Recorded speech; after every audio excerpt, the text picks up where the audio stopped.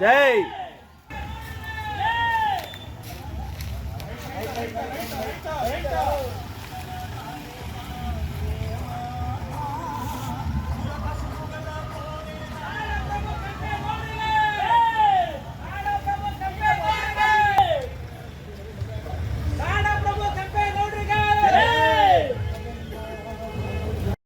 ನಾವು ಸ್ವಚ್ಛತೆ ಮಾಡಬೇಕಿತ್ತು. ಸ್ವಚ್ಛತೆ ಮಾಡಿದ್ಕೆ ಈ ವರ್ಷ ಸ್ವಲ್ಪ ಸ್ವಚ್ಛವಾಗಿ ಕಾಣ್ತಾ ಇದೆ. ಆದ್ರೆ ಈ ವರ್ಷ ಪ್ರತಿಜ್ಞೆ ಏನು ಅಂತ ಅಂದ್ರೆ, ಏನು ಈ ರಾಜ್ಯದ ಕೆಂಪೇಗೌಡರ ಮಗನಾಗಿ ಪ್ರಮಾಣ ವಚನ ಸ್ವೀಕಾರ ಮಾಡಿ ಅವ್ರಿಗೆ ಅವ್ರ ತಂದೆ ಹೆಸರು ಕೆಂಪೇಗೌಡರ ಮಗ ಅಂತ ಪ್ರಮಾಣ ವಚನ ಸ್ವೀಕಾರ ಮಾಡಿದ್ದಾರೆ. ಹಾಗಾಗಿ ಅಂತಹ ಒಂದು ಅವ್ರ ತಂದೆ ಕೆಂಪೇಗೌಡರು ಹೆಸರು ಇಟ್ಕೊಂಡಿರೋದ್ರಿಂದ ಹಾಗಾಗಿ ನಾವು ಮುಖ್ಯಮಂತ್ರಿಗಳಿಗೆ ನೇರವಾಗಿ ಹೇಳ್ತಾ ಇದ್ವಿ, ಈ ಒಂದು ಮುಖಾಂತರ ಸ್ವಚ್ಛತೆ ಮಾಡೋ ಮುಖಾಂತರ ಕೆಂಪೇಗೌಡರ ಸಮಾಧಿಯನ್ನ ಅಭಿವೃದ್ಧಿ ಮಾಡಲಿ, ಸ್ಮಾರಕವನ್ನ ನಿರ್ಮಾಣ ಮಾಡಲಿ, ಅದಕ್ಕೊಂದು ಅರ್ಥ ಬರ್ತದೆ ಅಂತ ಅವ್ರ ಹತ್ರ ಈ ಮುಖಾಂತರ ನಾವೆಲ್ಲ ಈ ಒಂದು ಮನವಿಯನ್ನ ಸಲ್ಲಿಸ್ತಾ ಇದ್ದೀವಿ. ಮತ್ತೆ ಈ ಒಂದು ಸ್ವಚ್ಛತಾ ಕಾರ್ಯಕ್ರಮನ ನಾವೆಲ್ಲರೂ ಸೇರಿ ಪ್ರಾರಂಭಿಸೋಣ.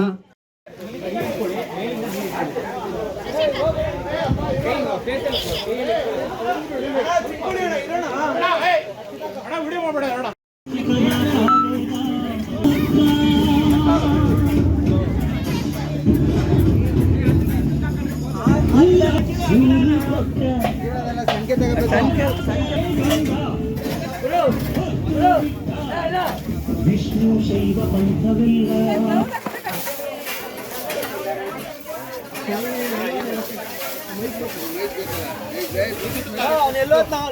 ಚಿಲುಮೆ ರವಿಕುಮಾರ್ ಫೌಂಡೇಶನ್ಗೆ, ನಾಡಪ್ರಭು ಕೆಂಪೇಗೌಡರಿಗೆ, ನಾಡಪ್ರಭು ಕೆಂಪೇಗೌಡರಿಗೆ, ರವಿಕುಮಾರ್ ಸರ್ಗೆ ಬೇಕು. ಆ ಥರ ಇಲ್ಲಿ ಕೆಂಪೇಗೌಡರದ್ದು ಸ್ಮಾರಕವ ನಿರ್ಮಾಣ ಮಾಡಬೇಕು ಅಂತ ನಾವು ಕೇಳ್ಕೊತೀವಿ. ಇವತ್ತವರೆಗೂ ನಮ್ಮದು ಮನೆ ದೇವ್ರು ಇರೋದು ಇಲ್ಲೇ ಪಕ್ಕದಲ್ಲೇ 2 ಕಿಲೋಮೀಟ್ರ್ ಇದೆ, ರಂಗನಾಥ ಸ್ವಾಮಿ ಅಂತ. ನಾವು 40 ವರ್ಷದಿಂದ ಬರ್ತಾಯಿದ್ದೀವಿ, ಇಲ್ಲಿಗೆ ಬಂದು ಒಂದು ಸರಿನೂ ನೋಡಿಲ್ಲ.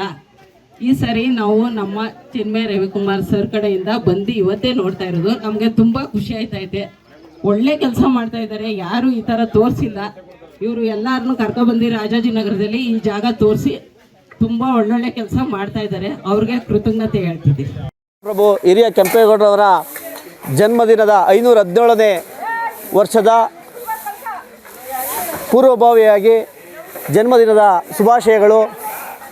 ಇವತ್ತು ನಾವು ಕೆಂಪಾಪುರದ ಗ್ರಾಮದ ಬೆಂಗಳೂರು ನಿರ್ಮಾತೃ ಧರ್ಮಪ್ರಭು, ನಾಡಪ್ರಭು, ಕೋಟ್ಯಾಂತರ ಜನರ ಬದುಕನ್ನು ಏನು ಸೃಷ್ಟಿ ಮಾಡಿದಂತಹ ಪುಣ್ಯಾತ್ಮ ಕೆಂಪೇಗೌಡರವರ ಸಮಾಧಿ ಮುಂದೆ ಚಿಲುಮೆಯ ರವಿಕುಮಾರ್ ಫೌಂಡೇಶನ್ನ ನಮ್ಮ ರಾಜಾಜಿನಗರದ ಎಲ್ಲ ಪದಾಧಿಕಾರಿಗಳು, ನಮ್ಮ ಸಂಸ್ಥೆಯ ಸದಸ್ಯರು ಮತ್ತು ಕೆಂಪಾಪುರದ ಗ್ರಾಮಸ್ಥರು ಹಾಗೂ ಹಲವಾರು ಜನ, ನೀವೆಲ್ಲ ಮಾಧ್ಯಮ ಮಿತ್ರರು ಸಹ ಈ ಒಂದು ಕಾರ್ಯಕ್ರಮಕ್ಕೆ ಕೆಂಪೇಗೌಡರವರ ಸಮಾಧಿಯನ್ನು 517ನೇ ಜಯಂತಿಯ ಪ್ರಯುಕ್ತ ಸ್ವಚ್ಛತೆ ಮಾಡುವಂಥ ಒಂದು ಕೆಲಸವನ್ನು ನಮ್ಮ ತಂಡದೊಂದಿಗೆ ಬಂದು, ಏನು ಹಿಂದಿನ ವರ್ಷ ನಾವು ಏನು ಸ್ವಚ್ಛತೆ ಮಾಡಿದ್ದೋ ಅದೇ ರೀತಿಯಾಗಿ ಇವತ್ತು ಸ್ವಚ್ಛತೆ ಮಾಡೋಕ್ಕೆ ಕೆಂಪಾಪುರ ಗ್ರಾಮದ ಕೆಂಪೇಗೌಡರ ಸಮಾಧಿಯ ಬಳಿ ಬಂದಿದ್ದೇವೆ. ನಮ್ಮ ಉದ್ದೇಶ ಒಂದೇ, ಈ ಸಮಾಜದಲ್ಲಿ ಸ್ವಚ್ಛತೆಯಾಗಿದ್ದರೆ ಎಲ್ರಿಗೂ ಆರೋಗ್ಯ ಇರ್ತದೆ ಅಂತ ಒಂದು ಸಂದೇಶ,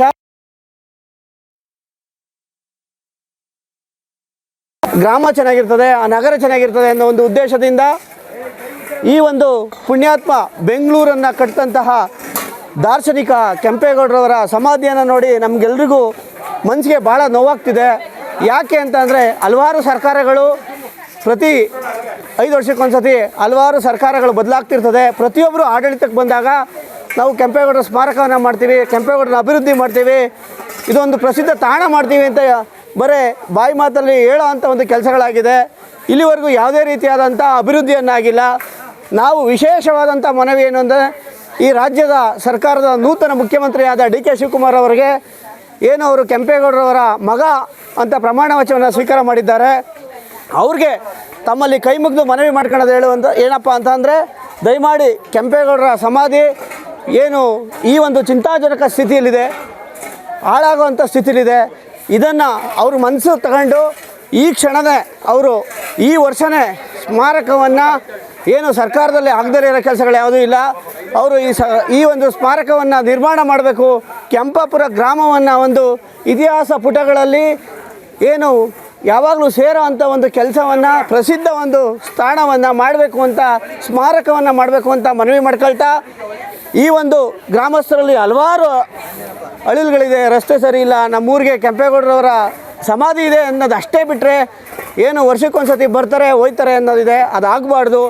ಅವರು ಕೆಂಪೇಗೌಡರು ಮಗ ಆಗಿರೋದ್ರಿಂದಲೇ ಕೆಂಪೇಗೌಡರು ಮಗ ಅಂತ ಆಗಿರೋ ಅಂಥ ಒಂದು ಉದ್ದೇಶದಿಂದಲೇ ಹೇಳ್ತಾ ಇದ್ದೀವಿ. ಕೆಂಪೇಗೌಡರ ಸಮಾಧಿನ ಅಭಿವೃದ್ಧಿ ಮಾಡಿ, ಸ್ಮಾರಕ ಮಾಡಿ ಅಂತ ಈ ಮುಖಾಂತರ ನಾವೆಲ್ಲರೂ ಗ್ರಾಮಸ್ಥರ ಪರವಾಗಿ, ನಮ್ಮ ಫೌಂಡೇಶನ್ನ ಪರವಾಗಿ ತಮ್ಮಲ್ಲಿ ಮನವಿ ಸಲ್ಲಿಸ್ತಾ, ಈ ಮತ್ತೊಮ್ಮೆ ಇಂತಹ ಏನು ಚೇತನ ಈ ನಾಡು ಕಂಡಂತಹ ಶ್ರೇಷ್ಠವಾದಂತಹ ಕೆಂಪೇಗೌಡರವರು ಹುಟ್ಟಂತಹ ಸ್ಥಳವನ್ನು ನಾವೆಲ್ಲರೂ ಕಣ್ತುಂಬಿಸಿ ಅವರಿಗೆ ಧನ್ಯತಾ ಭಾವದ ಭಕ್ತಿಯಿಂದ ಸ್ವಚ್ಛತೆ ಮಾಡಿ ದೀಪವನ್ನು ಹಚ್ಚುವ ಮುಖಾಂತರ ಈ ನಾಡು, ಈ ಜಗತ್ತಿಗೆ ಇನ್ನಷ್ಟು ಒಳ್ಳೆಯದಾಗಲಿ ಅಂತ ಪ್ರಾರ್ಥನೆ ಮಾಡ್ಕೊಳ್ತಾ ತಮಗೆಲ್ಲರಿಗೂ ಮತ್ತೊಮ್ಮೆ ಧನ್ಯವಾದಗಳು.